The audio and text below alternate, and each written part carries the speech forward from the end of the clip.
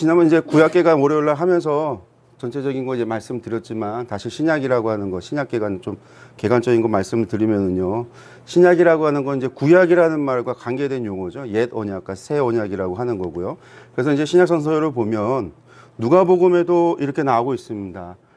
이자는 내 피로 세우는 새 언약이니 예수님께서도 새 언약이다라는 말씀을 하셨고 고린도후서에 보면 바울 사도도 그가 또한 우리를 새 언약의 일꾼 되기에 만족하게 하셨으니 이처럼 이제 새 언약이라는 말이 신약에도 나와요. 그리고 이제 그럼 이 새 언약이 무엇이냐라고 이야기할 때 우리가 이야기하는 게 이제 예레미야 31장에 나오는 예언이죠. 그래서 하나님께서 새 언약을 주시겠다.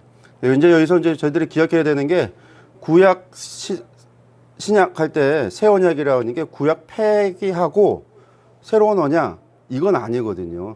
구약의 말씀이 예레미야의 말씀은 그거거든요. 저희들이 폐기한다라는 얘기가 아니라 기록의 방법이 바뀌었다라는 거예요. 예전에는 두 돌판에다가 하나님께서 써주셨고 모세가 깨트렸을 때 이제 다시금 두 돌판에 모세가 새겼죠. 근데 여기서 하나님 뭐라고 말씀하시냐면 나의 법을 그들의 속에 두며 그들의 마음에 기록하여. 그래서 내용이 바뀌는 게 아니라 기록 방법이 바뀐 겁니다. 그래서 우리 마음에 새겨서 우리로 하여금 부인하지 못하도록 그래서 하나님의 백성이 되도록 하신다. 그게 이제 새 언약이라고 하는 거죠. 새 언약입니다. 그리고 또 새 언약이라고 하는 것은 옛 언약, 구약의 연장에 있습니다. 갈라디아서에서 바울 사도도 이야기하는데 먼저 아브라함에게 복음을 전하되 모든 이방인이 너로 말미암아 복을 받으리라 하였느니라. 예, 창세기 12장 1절, 2절, 3절 여기에 나오는 말씀인데 이것이 연장됐다라는 거예요. 그러니까 구약의 말씀이 폐하여 없어진 게 아니라 예수님께서도 율법을 완성하러 오셨다. 언약을 완성하신 분이시잖아요. 그러니까 사도들의 증언도 예수 그리스도 안에서 구약의 말씀이 어떻게 성취되고 언약이 이루어졌는가라고 하는 것으로 설명하면서 새 언약에 대한 이야기를 한 거죠. 또한 계시록에서도 분명히 말씀합니다. 넘어가 이제 요한복음에 새 계명 준다라고 말씀하시고 로마서에서도 율법의 완성이라고 바울 사도도 이야기하고 결국 오온 율법이라고 하는 것은 내 이웃을 사랑하기를 내 자신같이 하라 하신 말씀에서 이루어졌다라고 하는 거죠. 그래서 우리가 이러한 부분들을 새 언약이 이제 구약의 연장선 가운데 있어진다라고 하는 것들을 좀 우리가 기억을 하셨으면 좋겠습니다. 이렇게 해서 우리가 보고 성경 66권을 본다면 66권이 이렇게 되어져 있습니다. 저희가 이제 상관관계 여러 번 구약을 하면서 공부하셨을 텐데요. 구약의 말씀이 모세오경, 레위기를 중심으로 해서 모세오경 그리고 역사서, 예언서, 시가서에 연결되어졌던 그 말씀이 결국 복음서, 예수 그리스도 안에서 어떻게 성취되어졌는가라고 하는 게 복음서의 기록이죠. 그리고 그 예수 그리스도 안에서 그리스도의 십자가의 죽으심과 부활, 탄생부터 시작해서 탄생과 공생애와 죽음과 부활이라고 하는 것에 대한 증언이 사도들의 사역을 통해서 증언으로 기록된 게 사도행전이고 그들이 그것을 설명한 거. 앞서도 이제 서신서에서도 뭐 새 언약이다, 새 언약이다, 율법의 완성이다, 갈라디아서, 고린도서, 로마서, 바울 사도가 이야기한 걸 잠깐 보셨지만 이처럼 새 언약을 해석을 하고 설명해 놓은 게 서신서라고 하는 거죠. 그리고 이제 예수 그리스도 안에서 마지막 재림을 통해서 이루어질 언약의 완성 이것이 계시록에서 이루어지는 겁니다. 그러니까 성경의 말씀이 결국은 옛 언약이 새 언약 안에서 어떻게 성취되어져 가고 완성되어져 가는가 이것이 구약과 신약의 관계고 우리가 이제 신약을 그러한 연장선 안에서 봐야 될 필요가 있다라고 말씀을 드리겠습니다. 신약의 구조로 들어가서 보면요. 역사서 5권, 바울서신 13권, 그리고 일반서신 8권, 예언서 1권입니다. 이 가운데서도 이제 복음서 같은 경우는 예수님의 공생애를 중심으로 기록이 되어졌고요. 사도행전은 예수님 승천부터 시작해서 바울 사도가 로마에 가택 연금되어지는 때까지 기록입니다. 그리고 이제 서신서는 바울 서신이 쓴 것들은 전부 다 바울 사도가 활동했던 시기가 사도행전하고 중첩되는 부분들이 있다 보니까 우리가 사도행전을 잘 공부를 하면 바울 서신의 많은 부분을 우리가 사도행전 안에서 배경을 알 수가 있는 거죠. 그리고 이제 목회자에게 보낸 디모데 전서나 이런 디도서 같은 경우는 연금 상태 이후에 나중에 2차 투옥됐을 때 기록한 것이기 때문에 뒤에 얘기가 되겠고, 일반 서신 같은 경우도 사도행전하고 만나지지는 않습니다. 야고보서만이 49년을 전후로 기록됐기 때문에 사도행전하고 우리가 그 배경을 찾아볼 수가 있겠지만, 베드로전서, 히브리서, 유다서, 요한 1, 2, 3서는 사도행전 이후 시대예요. 이후의 이야기들이기 때문에 우리가 이제 그 뒤에 연대를 좀 이해를 하면서 공부할 필요가 있겠죠. 그리고 이제 요한계시록이 1세기 95, 96년경에 기록된 책들입니다. 그래서 우리가 이제 이 역사에 대한 부분이 예수님 탄생부터 시작해서 요한계시록까지 본다는 건 사실은 1세기 AD BC 예수님 탄생이 4년부터 시작됐으니까 계시록이 기록되는 AD 96년까지 약 100년 정도의 기록이 신약성서가 기록됐던 배경이 된다라고 우리가 생각하시면 되겠고요. 이걸 조금 더 들어가서 보면은 바울 사도행전의 이야기 속에서 어떻게 이제 서신서들이 위치할까, 어떻게 볼 수 있을까라고 하는 것을 이 도표로 저희들이 볼 수 있을 것 같습니다. 사도행전 이제 12장, 13장이 되어지는 때가 49년 정도가, 48년 뭐 이 정도가 되는데, 이때 이제 우리가 야고보서가 기록됐다, 갈라디아서가 기록됐다, 49년 이후에 뭐 그렇게 기록됐다라고 보고요. 그리고 이제 2차 전도 여정 가운데 데살로니가 전후서가, 3차 때 고린도 전후서, 로마서가 기록됐고, 4차 투옥됐을 때, 연금되어졌을 때 에베소서, 골로새서, 빌레몬서, 그리고 이제 빌립보서, 우리가 흔히 말하는 옥중서신이라는 것들이 기록됐다고 이야기를 하죠.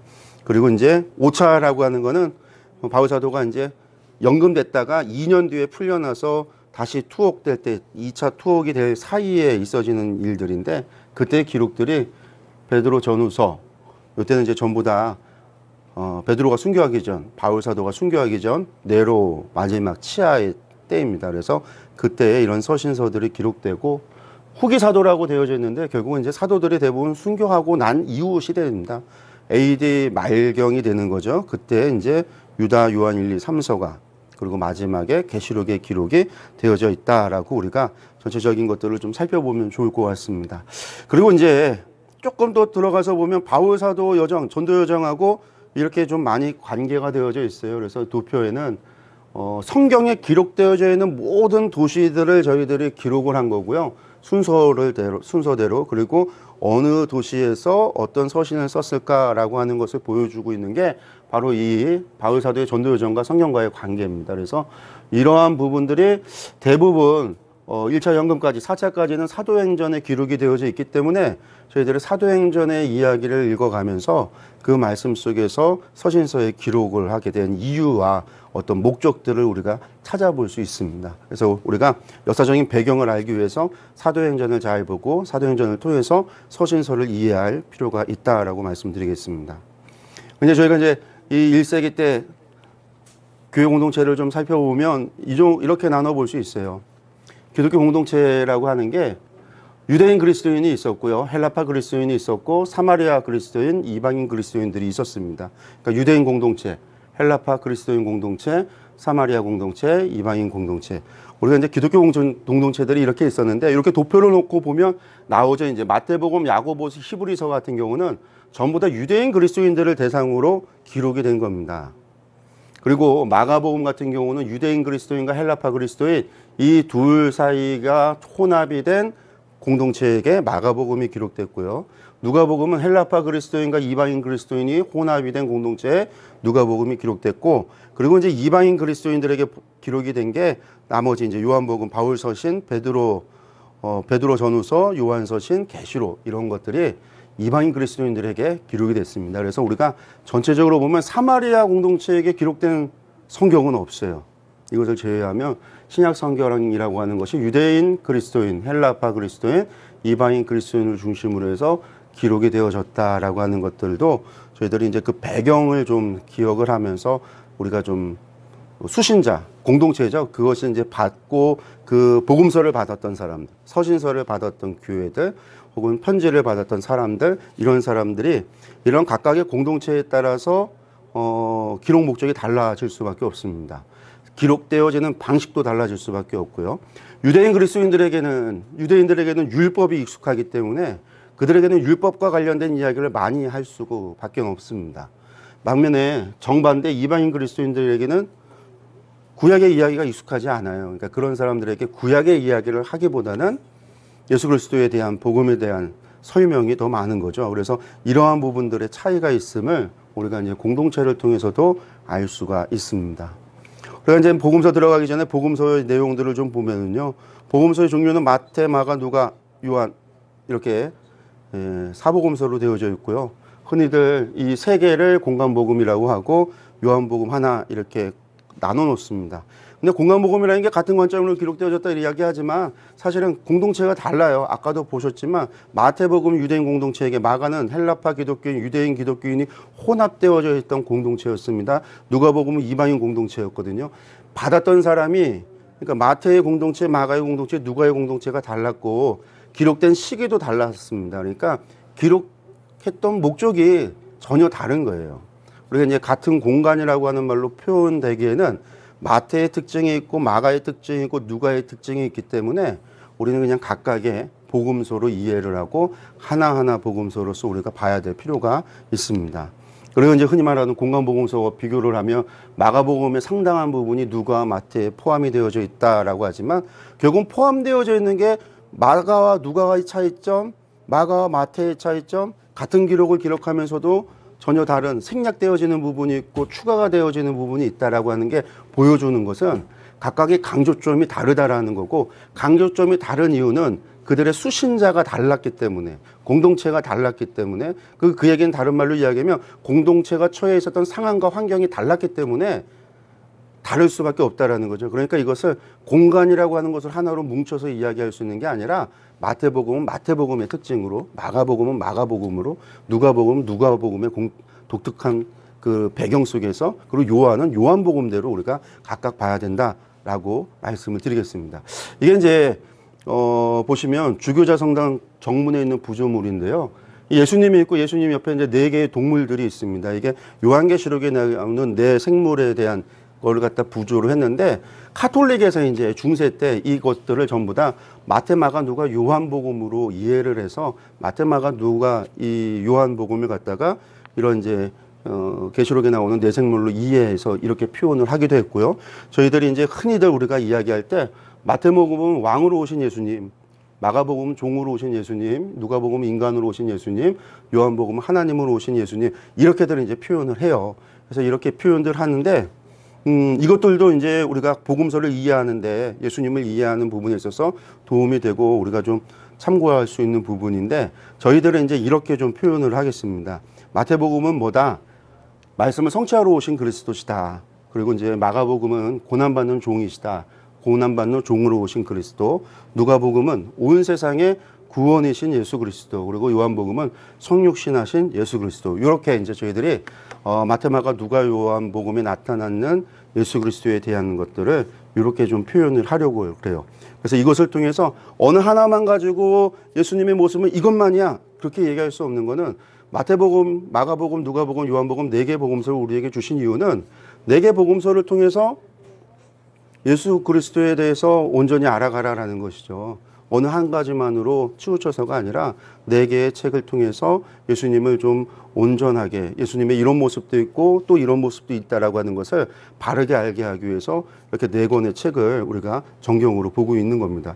이것은 이제 초대교회 교부 때부터 그랬습니다. 2세기 넘어가서 3세기 넘어 2, 3세기 가면서 복음서들, 예수님 외 우리가 가지고 있는 4개 복음서 외에도 외경과 유경과 같은 많은 복음서들이 당시에 기록이 되어졌는데, 그 중에서도 교부들이, 교회가 신앙 고백에 이 4개의 책을 하나의 두루마리, 하나의 코덱스, 이렇게 한 권의 책으로 만들어서 어느 하나가 아니라 4개를 다 통해서, 사복음서를 통해서 예수 그리스도에 대해서 우리가 바르게 알아야 된다라고 하는 것이 교회의 전통이고 교부들의 전통이었습니다. 그래서 우리가 복음서를 보는 데서도 어느 하나가 아니라 이것을 통해서 예수 그리스도를 알아가는 그런 시간이 되도록 하겠습니다. 그리고 이제 사복음서와 예수님의 생애를 하기 때문에요. 우리가 마태, 마가, 누가복음 같은 경우는 예수님께서 갈릴리에서 사역을 하시고 예루살렘에 오르셔서 십자가에 달려서 돌아가시고 부활하시는 이야기로 진행이 됩니다. 그렇게 보면 전부 다 1년의 사역이에요. 1년이 채 안 되는 사역입니다. 그런데 요한복음 같은 경우는 6월절에 예루살렘에 올라가는 기록이 6월절로 언급이 돼서 이제 올라가는 기록이 3번이 있습니다. 그리고 이제 중간에 초막절에서 빠져 있는 6월절이 있기 때문에 전체적으로 네 번의 유월절이 나타나는데, 그러니까 즉 만 3년에 사역을 하신 걸로 나타나요. 그래서 우리가 흔히들 예수님을 공생에 3년을 했다라고 하는 말로 표현을 할 때는 요한복음의 기록을 따라서 우리가 공생에 3년을 이야기를 합니다.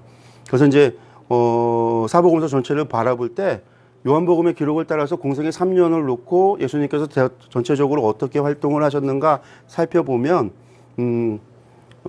여기 있는 도표처럼 예수님께서 6월절에 갈릴리에서 사역하시고 예루살렘 올라가시고 갈릴리 사역하고 또 예루살렘 올라가서 사역하시고 하는 것들을 우리가 대략적으로, 정확하다라는 건 아니에요. 대략적으로 이렇게 사역을 하셨구나라고 우리가 이제 추측해 볼 수가 있습니다. 이걸 통해서 이제 예수님의 공생애가 조금 더 이런 배경 속에서, 이런 상황 속에서 뭐 되어졌구나, 말씀이 잘라져서 나와 있는 걸로 봐서는 잘 이해할 수 없는 부분도 있는데, 예수님의 생애 전체를 통해서 바라보면 이런 부분은 또 이런 의미가 있구나라는 것들을 저희들이 찾아볼 수가 있거든요. 그래서 우리가 그런 부분에서 예수님의 생애를 다시 한번 좀 이렇게 재구성을 해갖고 저희가 예수님의 생애에 대해서 공부하고자 합니다.